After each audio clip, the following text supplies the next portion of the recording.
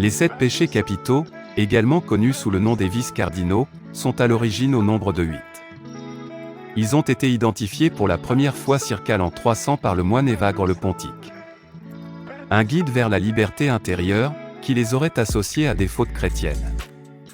Ils ont ensuite été réduits au nombre de 7 par le pape Grégoire le Grand, pour finalement apparaître sous forme de septénaire dans l'ouvrage théologique de saint Thomas d'Aquin au cours du XIe siècle. Celui-ci donnera alors lieu aux 7 péchés capitaux tels que nous les connaissons aujourd'hui. Un peu comme les maux de Pandore qui se sont répandus sur terre pour perturber le bonheur de l'homme. Les 7 péchés capitaux sont venus transgresser son évolution spirituelle. Ces manquements affectent la chair et l'esprit et entravent notre capacité à agir de manière juste. Ils ne sont pas capitaux par leur essence mais plutôt par l'ampleur des conséquences qu'ils peuvent entraîner si nous finissons par y céder. L'humain étant naturellement et intrinsèquement fasciné par l'amour de l'interdit. Certains finissent par être pris au piège de leurs désirs les plus profonds. Et sont donc les plus susceptibles de fléchir face à cet appel. Selon les astrologues, 7 signes du zodiaque correspondraient parfaitement aux 7 péchés capitaux. Découvrez-les dans cet article. La gourmandise taureau. Le taureau est un gourmand invétéré qui lutte incessamment contre ses pulsions. Chocolat, gâteau, sucrerie, il ne sait plus où donner de la tête, même s'il fait de son mieux pour se retenir. En présence de ses desserts favoris, il suffira de l'observer pour réaliser qu'il est en réel conflit avec lui-même afin de se retenir et de ne pas laisser libre cours à sa gourmandise légendaire. En effet, ce péché représente une envie incontrôlable de prendre du plaisir sans même en ressentir le besoin. La luxure scorpion. La luxure s'exprime à travers un désir désordonné de s'adonner à la jouissance et au plaisir de la chair. Très naturellement, les astres y associent le signe du Scorpion en raison de sa sensualité et sa fougue légendaire.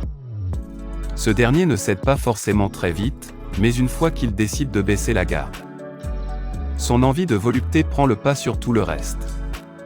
La paresse Poisson. Assignée au Poisson, la paresse symbolise un manquement à nos obligations. Elle est d'ailleurs étroitement liée à la procrastination, une discipline à laquelle ce signe excelle. En effet, le Poisson remet toujours tout au lendemain, même si cela comporte un risque de faillir à ses tâches ou à ses devoirs. C'est souvent son manque de volonté qui le tire vers le bas, car autrement, ce signe pourrait briller de mille feux. L'orgueil Lion. Tout comme le conte de Narcisse où celui-ci fut pris au piège de sa beauté. Le lion avance dans la vie, pris au piège des vices dérivés de son orgueil.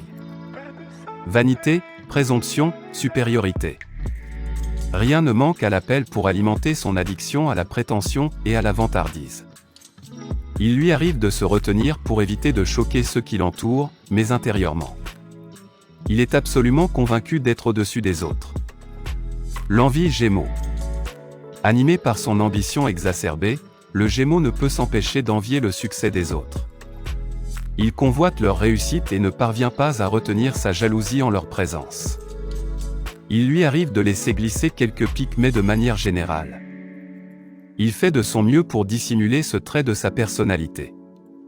L'avarice Vierge. Le moins que l'on puisse dire, c'est que le natif de la Vierge a des oursins dans les poches. Ce signe a le plus grand mal à dépenser son argent, même lorsque ses dépenses sont liées à des besoins essentiels. Il s'attache à ses biens matériels comme à une planche de salut, au point d'agir parfois de manière compulsive. La colère Balance. Doux en apparence, le natif de la Balance n'est pas à l'abri de crises de colère redoutables. C'est notamment son désir d'équité qui le pousse à sortir de ses gonds. Parfois allant même jusqu'à hausser dangereusement le ton et à offenser ses interlocuteurs.